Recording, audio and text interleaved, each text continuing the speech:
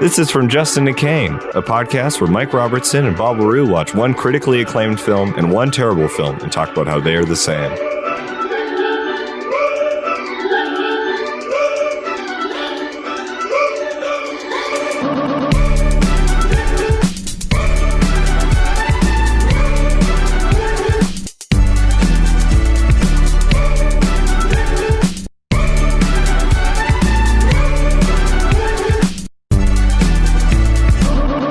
Hey everybody, welcome to From Justin to Kane, the only podcast with the From Justin to Kelly and Citizen Kane in the title. Yeah, the only one That references both of those films. Dare you to make a competing podcast with the same title? Yes, I beseech thee. Wow, so articulate. Oh Thank you, so articulate. Oh, that's amazing. What did we do this time, Mike? This week we were watching Fitzcarraldo by Werner Herzog. It's Werner Herzog. Werner Herzog. Mm-hmm. And Christmas in Wonderland from James Orr was the director. Yeah. So. Yeah, they were a doozy. They were both a lot to take in. Both long, too. Yeah, both long. Mm-hmm. Christmas in Wonderland was, I think, a crisp 1 hour and 36 minutes. But it felt like at the 45-minute mark, I was just like, this feels longer than like the entirety of Fitzcarraldo for me, at least. But I had the opposite. Fitzcarraldo felt like a 2 hour and 39-minute movie. Yes, it did. And Christmas in Wonderland played very well, but I think I have a sweet spot for sort of shitty, wholesome Christmas films. Yes. Especially with Swayze in it.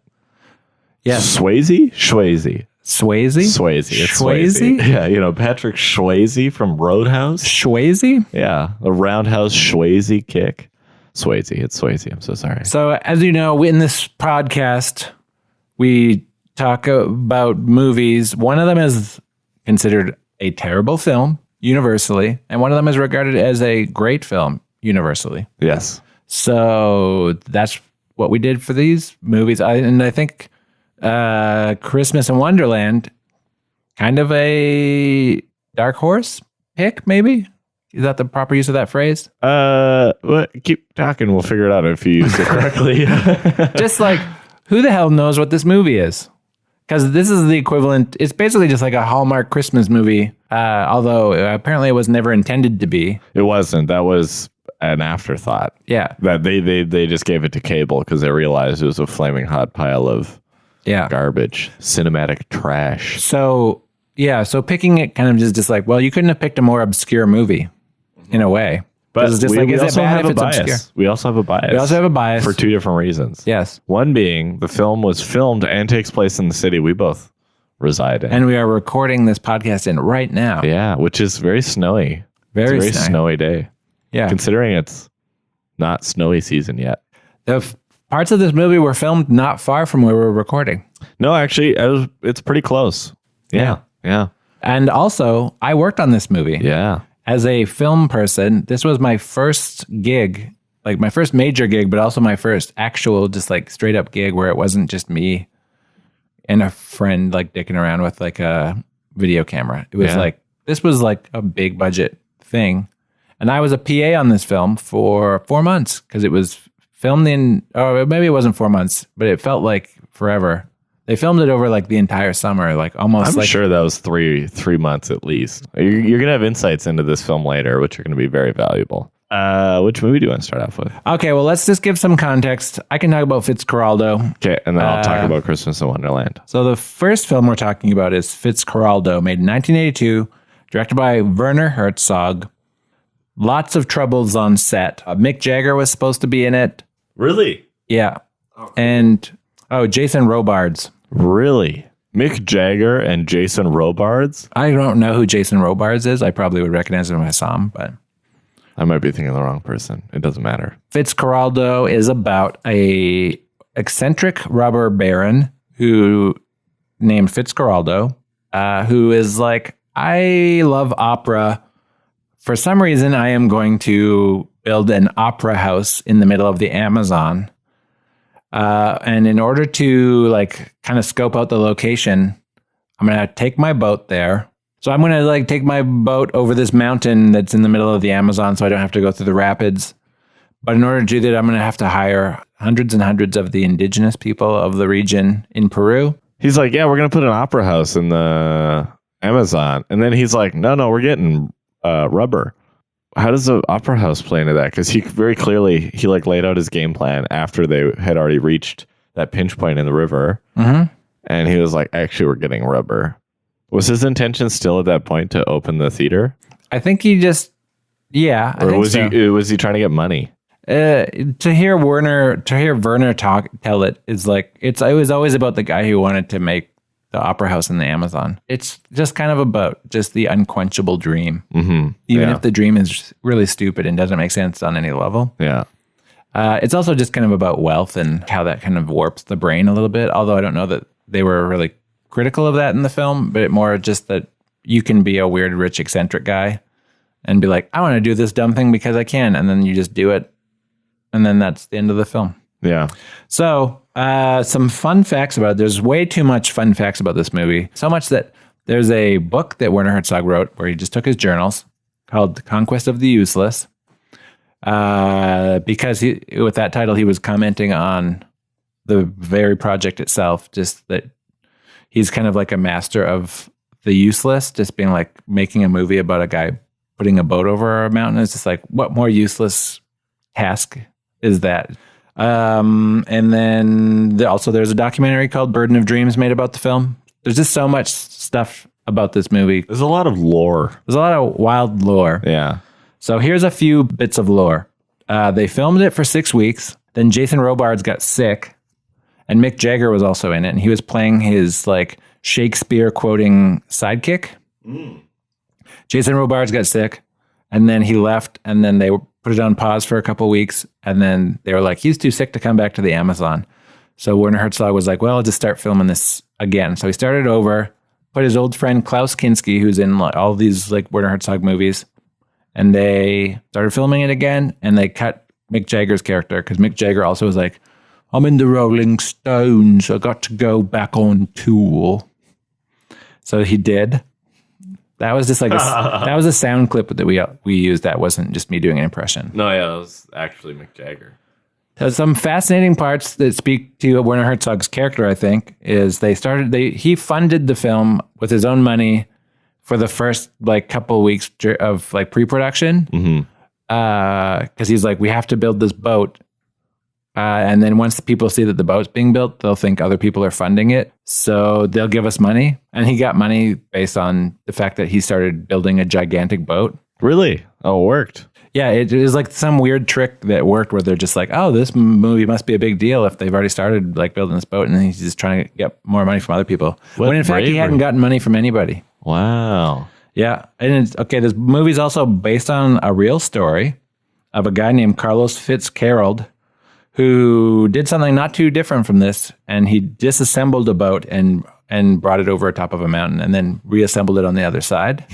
But it was the same kind of like mountain area. Okay, cool. They built 2 different boats to shoot, one that they kept on the mountain to do all the mountain shots, and then one that was in the water the entire time. Smart. So that's kind of a cool fact.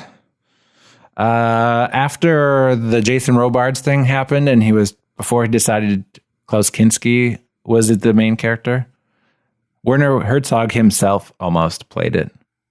He almost was going to be Fitzcarraldo. Yeah, he was almost going to star in his own movie. And then, what a power trip that would have been. Yeah, I read an interview with him where he talked about it, and he's like, I wouldn't have done a bad job.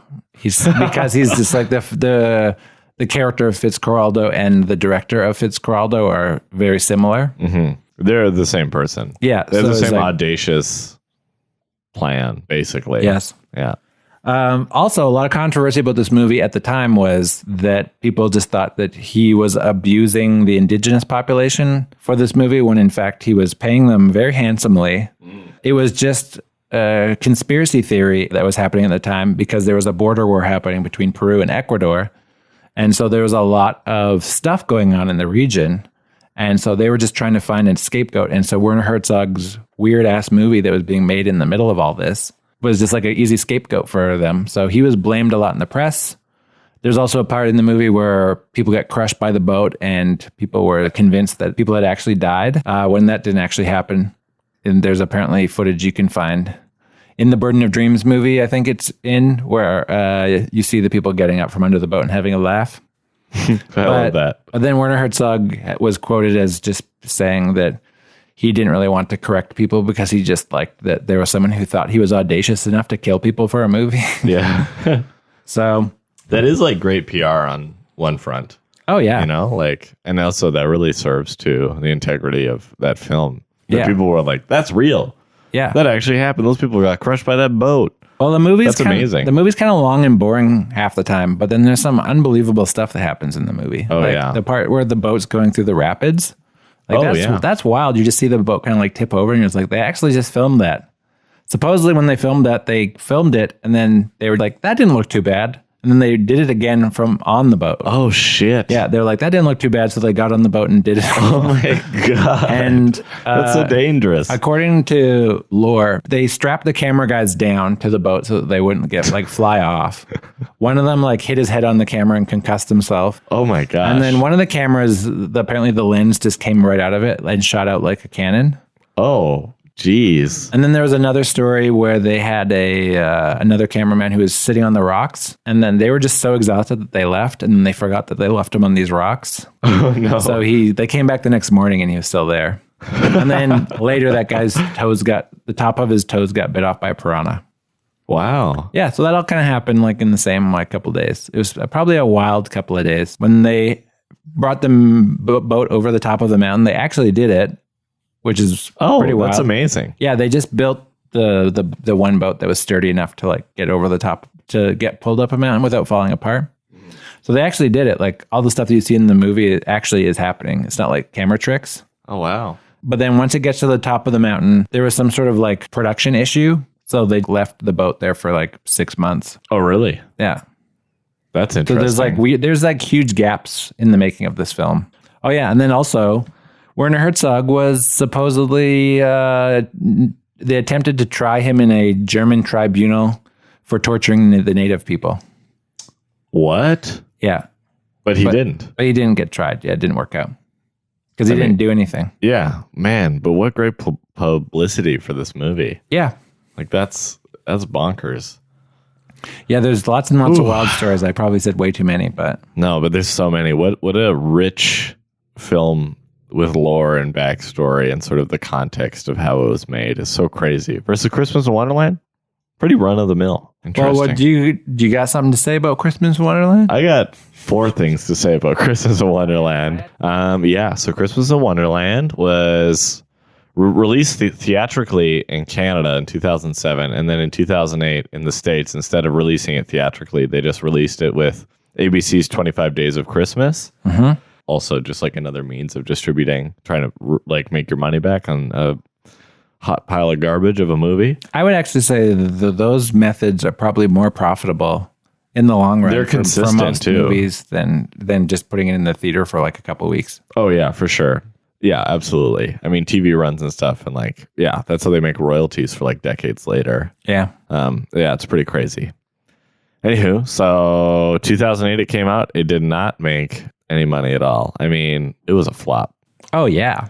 But what a ride. So it was filmed in Edmonton, Alberta, and the film takes place in Edmonton, Alberta. The mall, West Edmonton Mall, which Mike pointed out at a certain point earlier. He was like, it's interesting that they sort of built this whole film around a mall, and it's the largest mall in North America at the time, or like it was at one point in history, the largest mall in North America. It no longer is. But it's like, oh, cool, we should make this movie about this giant mall. And then they never talk about it as being an anomaly in malls. Yeah. And like how big it is, its location. They never bring that up. It just takes place in the mall and they never really talk about it. Yeah, when they're like, let's go shopping. Yeah. Like, let's go to West Edmonton Mall. The largest mall. And they just happen to go to West Edmonton Mall. Yeah. It just plays out like that. It's weird. Go to Southgate, Patrick Swayze. Go to Southgate. Yeah, it would be less busy Chris Kattan's on not Christmas Eve. Yeah.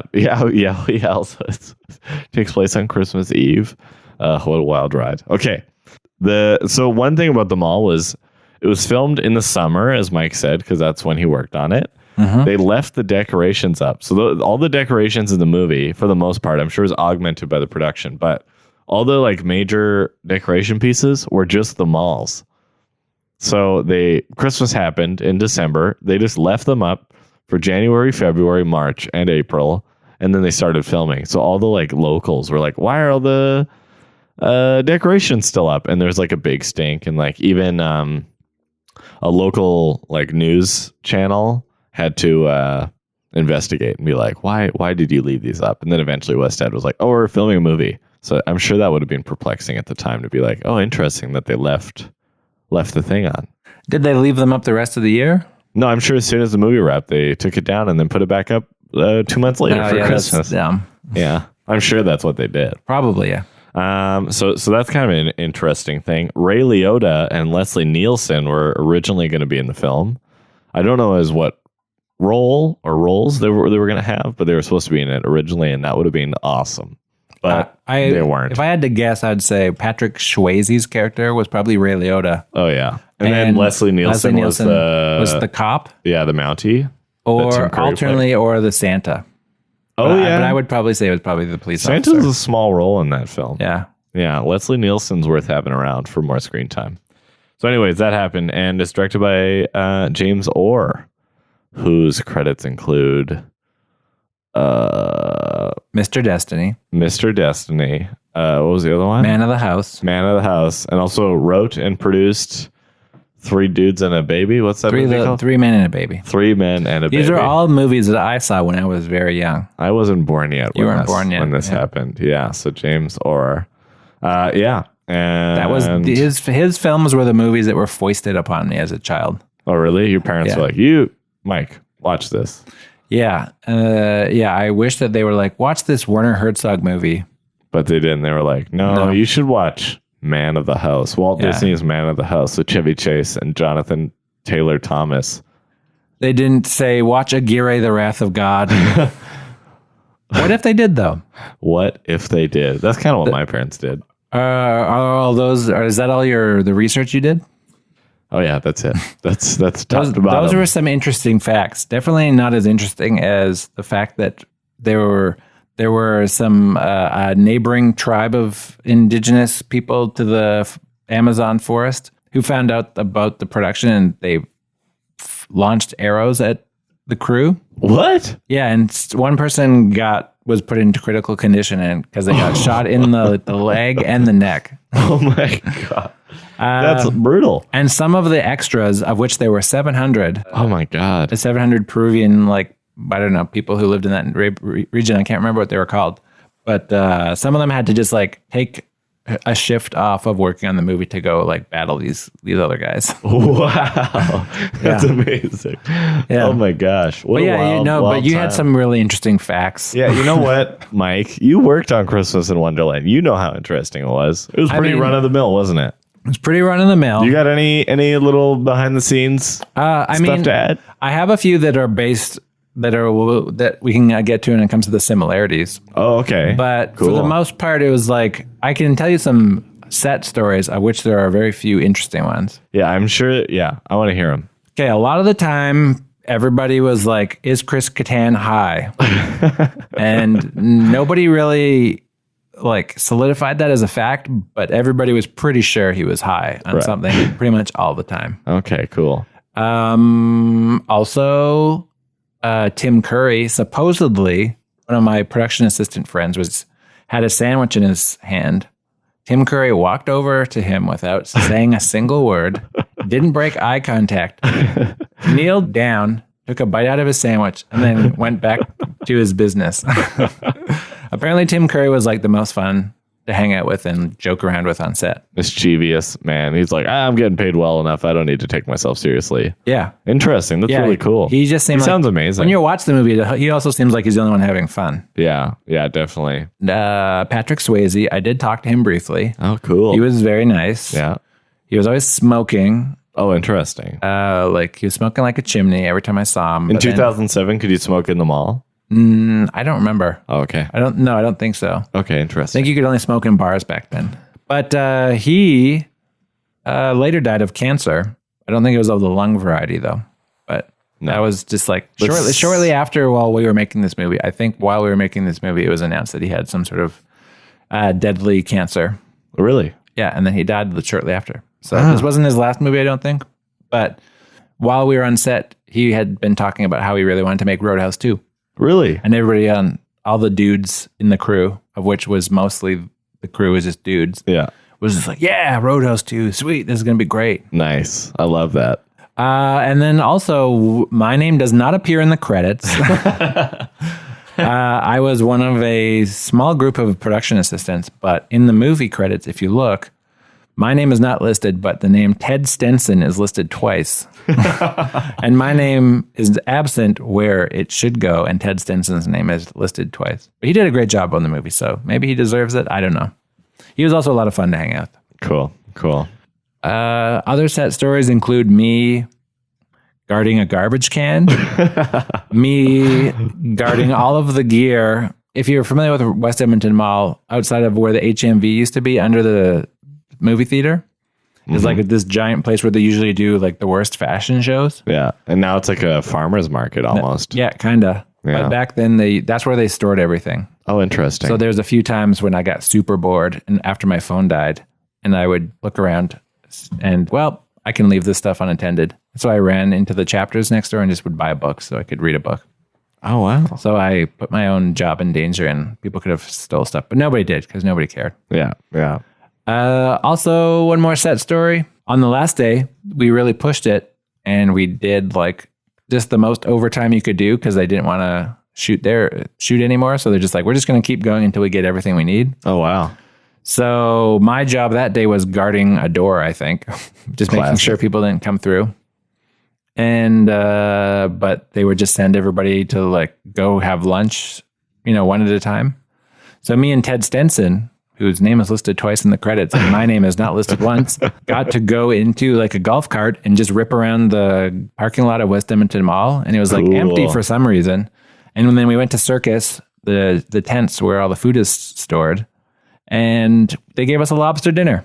What? So we got a private lobster dinner. This is what everybody was having, but because we were the only ones eating at the time, because they were just sending out people one at a time so that they could just keep the movie shooting. Yeah.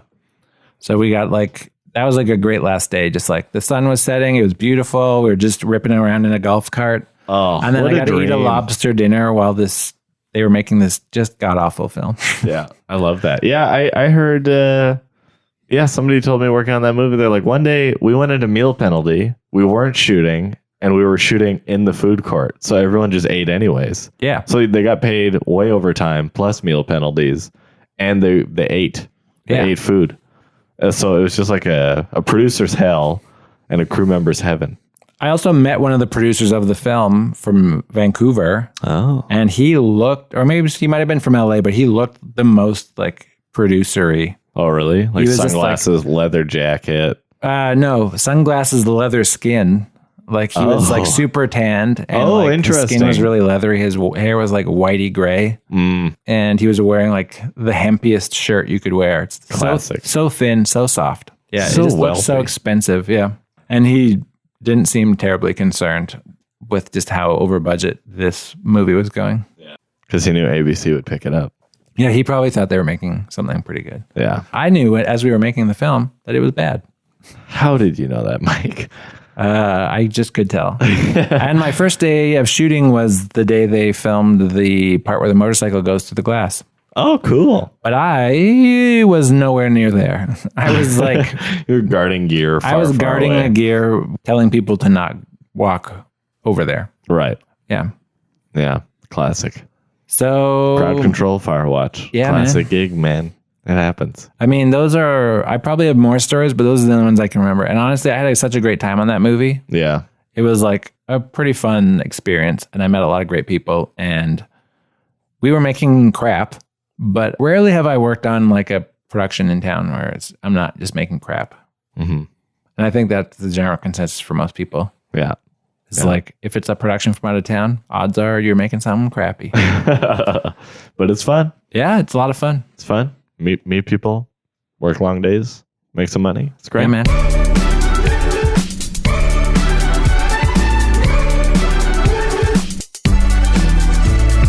Should Should we get into the similarities between these two milestones in cinematic history? Yeah. Can we? No, I just need to say briefly. I don't know what the causation is, but the animation in this film, in A Christmas in Wonderland, is so jarring and disturbing. I don't understand how it happened. There's a shot of Patrick Swayze rolling up to the mall, and it's a nice close-up on him, and it dollies in, and he's looking really sentimental. And then the reverse shot is the mall, and they cut out everything except for the door and animated this like clownish, food fight-esque in style animated exterior of the mall with like airplanes flying over it and a bunch of crazy stuff. And it does not fit at all. And then there's another scene where they're in the basement and somebody's like, don't go in that door. And the kid's like, huh, it's 2007 and I'm wearing nice clothes. I'm going to open the door. He opens the door. What does he see but 5 freaky animated elves working in the North Pole? Yeah. And they stop and look at him and give him a killer's smile. Yeah. Yeah, like what a serial killer would smile at you like before they murder you. Yeah. And then he just shuts it. And he acts like it was normal. Like it wasn't terrible animation. No. That it was like part of his reality. Yeah. That alone makes the film bad. Like just like technically insufficient. But also just everything else about it is just wild. Anyways, I just had to bring that up because I forgot about it. But like, holy smokes. Yeah, what it's a wild jarring. Ride. It's jarring. I had a visceral react. Like I was disturbed. I felt ill. And also, those names are in the credits. Like the people who did the animation, really? They put their names in the credits. They're proud of the work. Yeah, we finished it. Guys, you gave us 3 days to animate this. Check it out. We did it. Those guys got credited and I didn't. Yeah, but some guy did twice. I know. How dare he, even though he's nice and he worked really hard on that movie.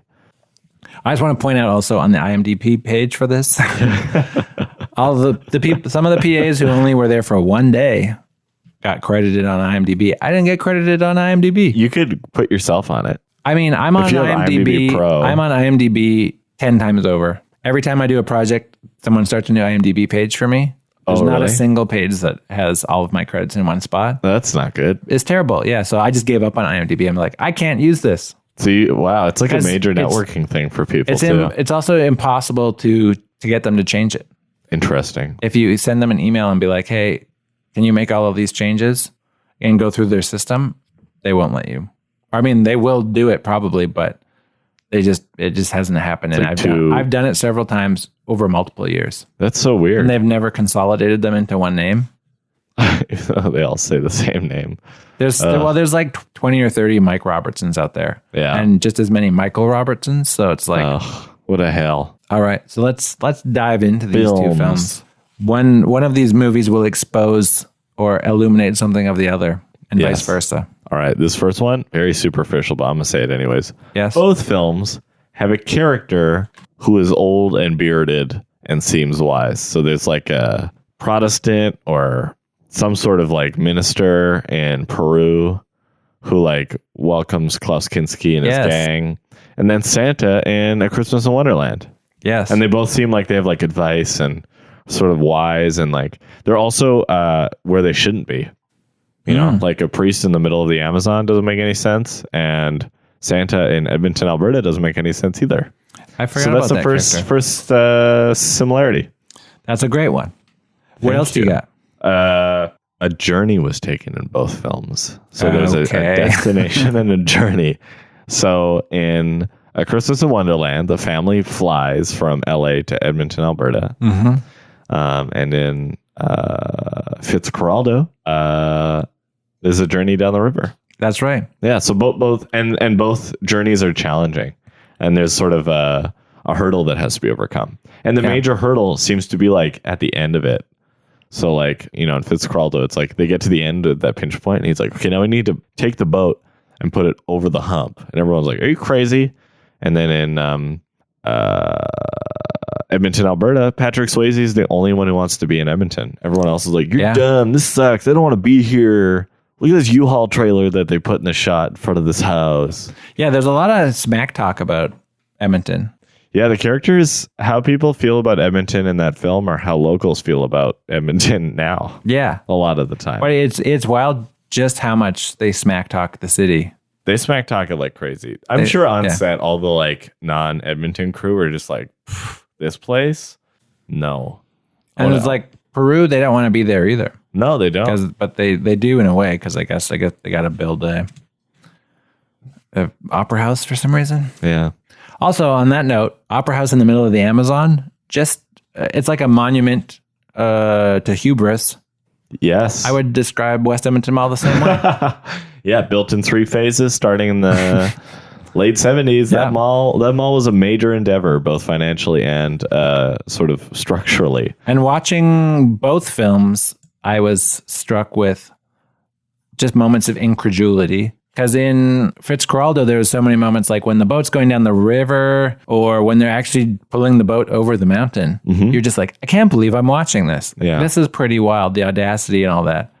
Same thing with when I was watching Christmas in Wonderland. Just like they go to all the parts in the mall. They go on top of the mall. They go into the aquarium. They go to the sea lion place. They go to the water park. They go to the amusement park. I'm floored by how much crap is in this mall. And seeing it in a movie form is impressive. So I can imagine that was the pitch for the film. It's like, can you believe this mall? We're going to go there. We're going to make a movie there. And then when they did, it wasn't good and nobody cared. But I can see why they thought it would have been interesting. Yeah, and like the ideas there, I guess. Yeah. Especially if you're like, it's a holiday film, blah, blah, blah. That's interesting in and of itself. But yeah. In both movies, early on in the film, we are introduced to a giant boat.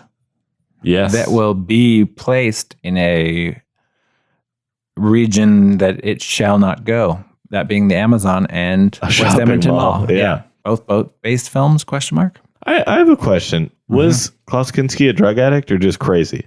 I feel like he was an alcoholic. So he had some sort of substance he had issue. To have. I did see My Best Fiend, the documentary about him that Werner Herzog made, right. And I don't remember. It's been so long. But there was some sort of substance issue. Oh yeah, probably. So this is based on hearsay, but I would say similarity from the behind the scenes aspect is that both films had a major character who was dealing with substance of some kind while middle of the production. Oh, I bet. Yeah. So Kinski and then Catan, and they also both have K sounding names. Oh wow! Both alliteration names. Both Klaus alliteration. Kinski, Chris Catan. Bada bing, bada boom. They're also both very funny in both movies. Yeah, Chris Catan is wasted in this film. Yeah, he is a funny man. When he was on SNL, he did some great stuff. Yeah, he did some great bits. But also, for whatever reason, he makes these movies in Edmonton all the time.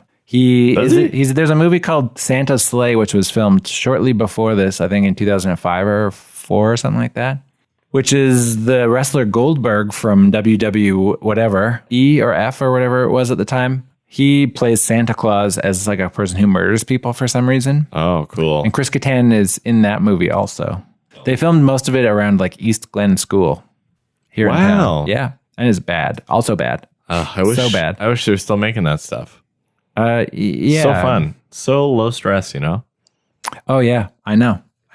Why make the Avengers when you can make Santa's Sleigh too, you know? Yeah, you're right. Yeah, no, that was an abysmal film. Also, the directors of both films kind of have a reputation for being crazed on set.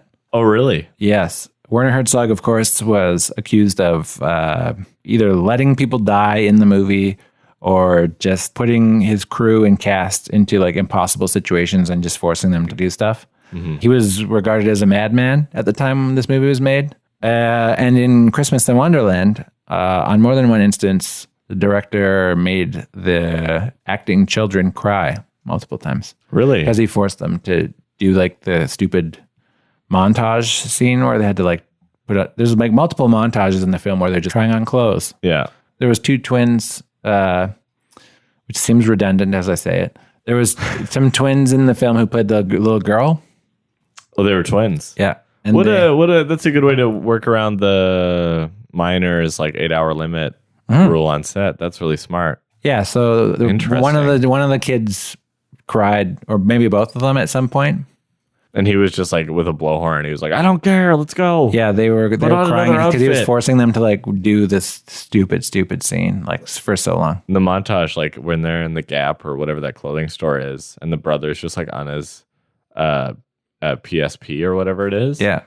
Yeah, like so boring. I can imagine like that being grueling to film for everyone. Especially the talent, but in the film it's so fast and so pointless. It's uninspired. What's the least amount of imagination you can put into filming something? And they did. And the kids don't seem like they're having fun doing it. I'm sure they didn't. I think you had the more fun than anyone else on that movie. I definitely had more fun than the people acting in it. Yeah. Those kids, they really didn't seem like they're having a good time. Mm-hmm. And then also, and you can see it in the film too, like they're just the dead eyes. The little girl, Yeah. she's not a great actor, or they're not great actors, those twins. Mm-hmm. They don't have to be because they're like, what, 4 or 5 or however old they are? Super young. They were pretty young, but then also you can see it in their face that they do not know how to act or what they're even doing. Yeah. Yeah, but that child is like the main character of the film in a way. She is. She instigates everything. She solves the problem. Yeah. She does everything. It's actually really bizarre. What's also interesting is like this is a Patrick Swayze movie, and he's like not in it very much. He's in it as much as Santa is in it, and he was there the whole time. It's not like he was. It's not like he flew back to LA like a lot. I'm sure there were more scenes with him, and they cut them. Probably they could have made it more Patrick Swayze based, but they didn't. Interesting. Yeah, he was there just for exposition, basically. Yeah, it was wild. Another similarity between these two films is the two like male protagonists. I'll deem Patrick Swayze the male protagonist of this film, of Christmas in Wonderland. He his romantic partner is not near where all the action takes place, and Klaus Kinski's character has the same thing. So his sort of romantic interest, who owns the like brothel, she's like not in the movie very much. She like pays money, and she's obviously very smart and kind of tells him what to do, but she's not in it. Most of it's just like Klaus Kinski on the river on a boat with his crew. That is true. So both films sort of have that like character dynamic in the plot of like this removed, strong, like arguably very smart female character who's just not in the movie very much. No, but is also the romantic partner of the male lead. Yeah. Yeah. And when they show up, they marvel at what the male lead did. Yes. Yeah. So it's like Klaus Kinski is like, oh, look at all these people singing on this boat. And she's like, wow, I can't believe this is happening. And then in the other movie, it's like, look at all the presents in Turkey that you made. Yeah, all the basic like partnership dad stuff that you did.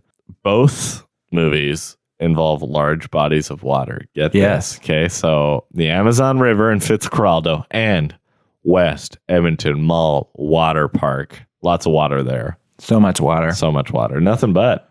Also, both of those bodies of water are filled with terrifying creatures. Either just like the citizens of this city and their bacteria, fleshy bodies, or alternately, West Edmonton Mall is known for having a bad cockroach population in the water park. Oh yeah, that's very famous. It'd be very disturbing to be swimming there and encounter that, just as you would, a piranha in the Amazon. That's great. Those two notes are ones that I also had. Oh, interesting. The similarities, yeah. Both films have abysmal ADR. If you watch the English dub of the film, Fitzcarraldo, is unbelievable that they filmed it all in English. Yeah, I can imagine they just had a lot of really bad location sound, so Werner Herzog was like, let's just redub the whole thing. And also, whenever there was ADR in Christmas in Wonderland, it was really bad. Yeah. Although half the time I couldn't tell if it was just bad ADR or if they were bad acting on the day. Because the kids in that movie, I feel really, really bad. I'm ripping on this. My former coworker. Oh, in both films, a choir is present. And where in Christmas in Wonderland is that? When they're waiting to meet with Santa. Oh, yeah. And then the choir is there, and then they disappear. And then later, when they're on the boat in Fitzcarraldo, there's a choir. So that's a deep cut similarity. You want another deep cut? Both movies feature ice. There's a skating rink in Christmas in Wonderland, and then in Fitzcarraldo, he like makes ice and tries to sell it, and everyone laughs at him. Actually, I would say both films feature ice where ice should not be. Yes, totally. Because that ice it shouldn't be in the Amazon. And they've never seen it before. Artificial ice. Yeah. Yeah. And characters don't know what to do with it. So like characters don't know what to do with the ice in Fitzcarraldo, and they're like, you can't sell this, like it's the Amazon, for crying out loud, blah blah blah. And in Christmas in Wonderland, Chris Kattan and his sidekick cannot stand up straight They cannot, on the ice. yeah. They biff it constantly to a point that it's unfunny, but 100%. Nonetheless they do it. Nothing is worse than like a very clear attempt at physical comedy, like unnatural physical comedy. Yeah. Actually, in both films, when ice is present, it's kind of like the central motivating moment of the film. Yes. It's like when the plot kicks in, because right shortly after he introduces ice to the chief, that's when that guy agrees to be like, yeah, we'll help you move your boat over the mountain. Yeah. Yeah. And that was also when they lost the money. Yeah. Ice, for some reason, carries some sort of symbolic weight in, dare I say, all of cinema based on just these two samples. Is there ice in every movie? Probably. You just haven't noticed it If you get into it. If there's a fridge in the movie, there's ice. Yeah, and something important is happening near that ice. Kitchen sink dramas, man. There's ice in all those scenes. Totally. And people get drinks, like they're like, oh, let's go to this club and get this drink. It's like there's probably ice in that drink. Yeah. And if not, there's ice in that bar. So in the Vanilla Ice feature film, Cool as Ice is present constantly. yeah. And interesting things are always happening. Yeah, that film is just riddled with interesting things. Yeah. I have another one. Both films display massive wads of cash. Yes. And like money is the problem in both films, because Yes. it's like, well, both films feature characters who need money in order to achieve what they're trying to get. And then the kids inadvertently run into like $100,000 or whatever in $100 bills. And then in Fitzcarraldo, he like gets a backer, and also his romantic interest is very wealthy. Yes. He's able to procure funds to go on this crazy endeavor. So yeah, both films sort of like are built on this like financial pivot point in the plot. Yeah. If I can expand on that, and I will. Good. Both films explore how like money basically fuels colonialism as an inevitability. Yeah. Because I have all this money so I can get this boat, so I can build this opera house, so I can get this rubber. At the time of the filming also of Fitzcarraldo, there was like a big oil and gas thing that was going on at the time, and there's a lot of people who were coming in and trying to like get their oil and stuff. So they in real life they were battling that, but then in the movie, it's Fitzcarraldo is this rubber baron guy who's coming in, and it's like, yeah, I can take all of your things, but I want to do this weird ass stunt. Yeah. As well.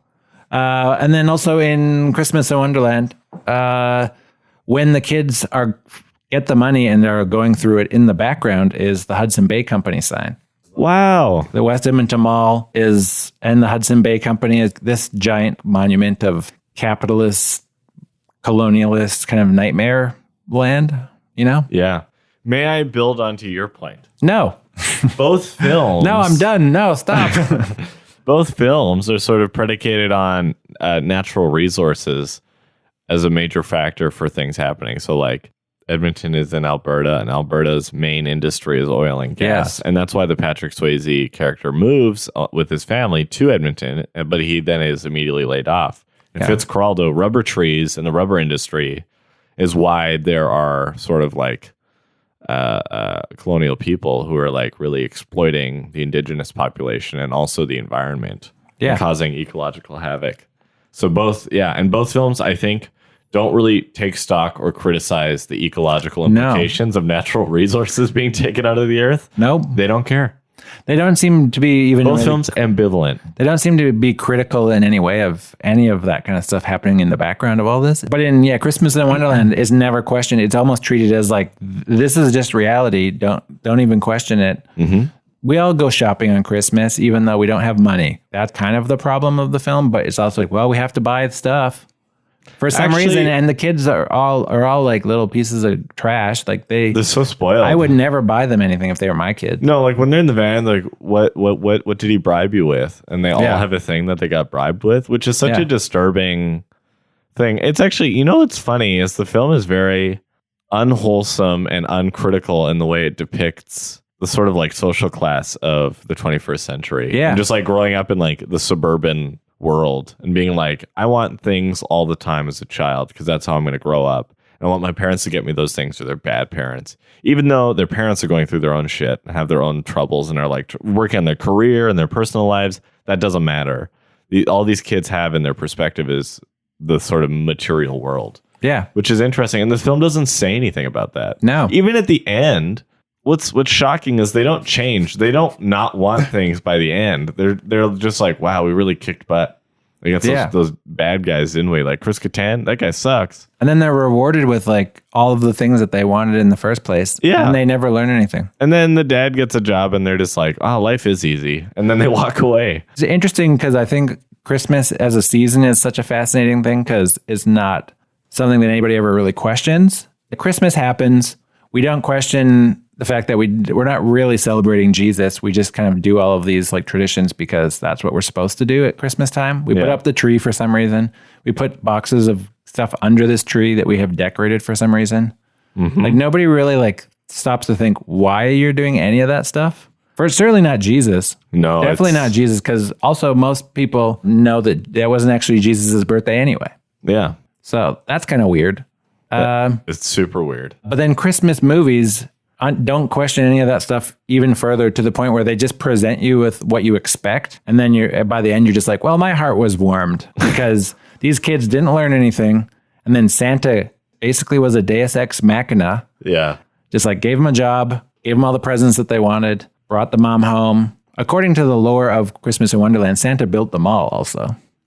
Oh, yeah. And the mall is the North Pole. It's like a North Pole, yeah. So there's like a lot of weird like Christmas fetishization, I guess, that the film does. Yeah. So on that note, both films have unlikable characters who don't learn anything.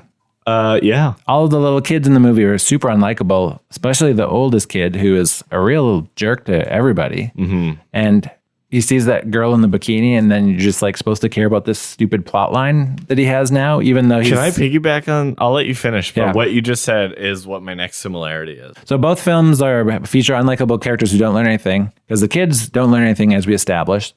And then Fitzcarraldo himself does this giant stunt, never questions himself, and then at the end he accomplishes it, and the movie's over. Yeah. And you never get any sense of his own like journey. Mm-hmm. And he doesn't have to, like, characters in movies don't have to learn or change as long as somebody in the movie is changing. Yeah. And that's kind of the same with Christmas in Wonderland. Even the crooks, we don't get a sense that they learned anything. And all of the main characters didn't really learn anything because Santa gave them what they wanted. And arguably, they're both terribly written films. Yeah. As I understand it, Werner Herzog's script writing process is he just kind of like writes very quickly like an outline of the movie, and then that's what they go off of. Oh, that's rough. It's not really like in screenplay format or anything. It's just kind of like however Werner wants to write it is how it's written. Interesting. Yeah. Very inefficient. Unsurprising, I would say also. No, it's unsurprising. So, both films depict men behaving in a predatory way. Yes. So in Fitzcarraldo, the like chef on board brings 2 female assistants, and then the whole crew is just sort of like groveling over them and being gross, frankly, with these women. And in Christmas in Wonderland, the oldest brother sees this woman in the water park in a bikini, and then runs full speed through a door, hops over a balcony to chase her, to just talk to her. Yeah, while he's wearing clothes. While he's fully clothed in a water park where everyone's half naked. And he didn't pay to get in, it seems like. He didn't. Because if you know how West Edmonton Mall works, you don't just walk in. You have to pay to get. You have to get past like a counter. Yeah, and also when you have all your clothes on, you look like a fucking weirdo in this water park. But he burst in because he like felt that he could just like run up to her and talk to her, but then he talked to the wrong person. Yeah. And then they meet later. But it's like a very like intense, creepy version of like approaching somebody to be like, I'm interested in you romantically. Somehow it works out for that kid though. Yeah, they're both from LA. They're both from LA. Oh, it's just because they bond over their mutual hatred of the city that they live in. Yeah. The city that we live in, the city we call home. Yeah. Those bastards. Oh, I got one more. Oh, yeah. Well, keep going, man. Both films depict sort of like undefined spirituality. So there's the mall ghost. Yes. Which you later learn is just a man named Wolf and a dog named Bob. Right? Yeah. Yeah. And then in the river, in the Amazon, the indigenous people believe that there's a spirit that's going to arrive on a white boat. Yeah. And Klaus Kinski kind of fits the bill. And so he thinks that that's how he's being able to manipulate these people into helping him. So both films sort of like have this like very, like spiritual like angle for a very short period of time in the film. Yes. In Christmas in Wonderland, it's the mall ghost. And in Fitzcarraldo, they refer to him as the white god. Yeah. But in Christmas in Wonderland, you could say that Santa is the white god also. So there's like another level to that. And then also back to Fitzcarraldo, Werner Herzog himself confirmed that the reason why the natives helped, because it doesn't seem clear, really, they thought that the white god would help them rid the forest of evil spirits.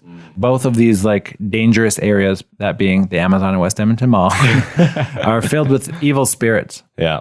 A side note to that is Fitzcarraldo, you would say that character probably would be lacking in empathy because he's just like a weird rich guy who is like exploiting hundreds upon hundreds of people in like a foreign country that he's just entering and forcing them to do this dumb stuff. But he's actually more sympathetic than the children in Christmas in Wonderland. Because like, remember there's that part where Carmen Electra is dangling from the top of West Edmonton Mall. Like the little kid is torturing her for some reason. Yeah. Yeah, she plans to smash the window so that she knows, I guess, that Carmen Electra is going to walk on it and smash through it. And then she doesn't do anything to help Carmen Electra. She just taunts her with money, and then she falls potentially to her death, but she survives. And it's conveniently over the like sea lion exhibit. Yeah, and Chris Kattan also almost slides into a thing with man-eating sharks, and we never find out how he escapes. Also, oh yeah, but yeah, and the kids have like no concern for their lives. Of course, they're robbers. This is just like a outdated Home Alone archetype that they're just facing, and they're just like, okay, we recognize that we're just supposed to just not care about the lives of these criminals. Yeah. But also, what's their backstory? There's obviously Carmen Electra was taking advantage of those two.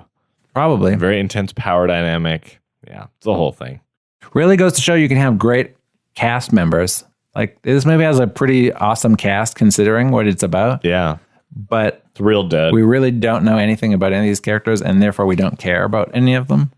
Anymore. I think I'm all maxed out. There's abuse of wildlife in both films. No, I mean, if you want to explain it, you can. No, that's it. It's just like abuse of wildlife in both films. Totally. Just the way that West Edmonton Mall handles animals. I'm sure that's abusive on some level. Oh, it is. It's aquatic abuse in both films too. There's also both films have characters surrounded by trees. Yes. So Fitzcarraldo, obviously, there's the jungle, and in the concrete jungle that is West Edmonton Mall, there are Christmas trees. More trees per capita than any other time of the year. Yeah. There are lots of trees in that movie, considering the context. I feel like Christmas in Wonderland was almost a callback to Fitzcarraldo, dare I say. I'm pretty sure James Orr, was that his name? Mm-hmm. Yeah, was trying to emulate Werner Herzog. Any more? This is a stretch. There's a part in Fitzcarraldo. There's a part in Fitzcarraldo where when they first encounter the natives, they're playing this pan flute song. And it wasn't present in the film, but I have been in West Edmonton Mall when there's people trying to sell those pan flute CDs. Oh no! So it was like, what a stretch that is. But pan flute CDs are for sale in a lot of malls. Yeah, no, it's a thing. You're right. So, you're right. My last similarity is my name is not listed in the credits of either film. Disappointing.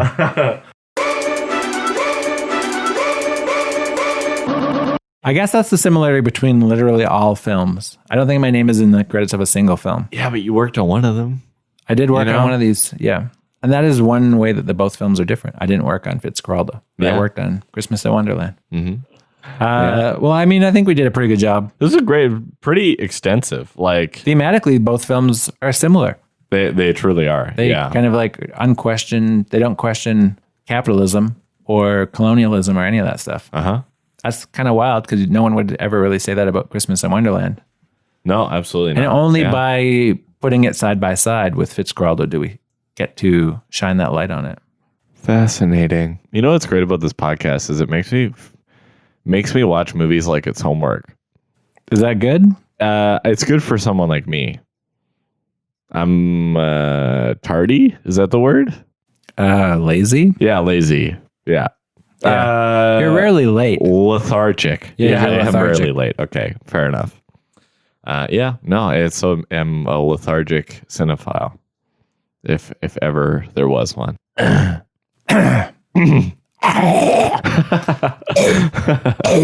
you I'm sorry. alright? No, sorry. My dog was choking on a bone. How do you know what that sounds like? Have you never watched a dog choke on a bone? No. Standing idly by, letting the dog slide towards death. Yeah, but it'll sort it out. It'll sort itself out. Yeah, it's got mucus Yeah, that and dog. breath. It's not the first time a dog has choked on a bone. Yeah. Anyways. Herzog is stranded in the jungle with a 300-ton steamship that won't move, and time is running out. He needs money to move the ship, but no one will invest unless the ship moves first. Behind his back, some of the actors are talking about getting out while the getting is good. Only a few of the cast, crew, and Indians believe in his dream anymore. Even Herzog is beginning to wonder. Of course, we are challenging nature itself, and it hits back. It just hits back, that's all, and that's grandiose about it, and we have to accept that it is much stronger than we are. Kinski always says it's full of erotic elements. I don't see it so much erotic, I see it more full of obscenity. It's just, and nature here is vile and base. I wouldn't see anything erotical here. I would see fornication and asphyxiation and choking and fighting for survival and growing and just rotting away.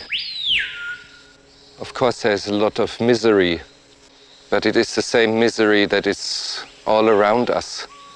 The trees here are in misery and the birds are in misery. I don't think they sing, they just screech in pain. Goodbye. Goodbye.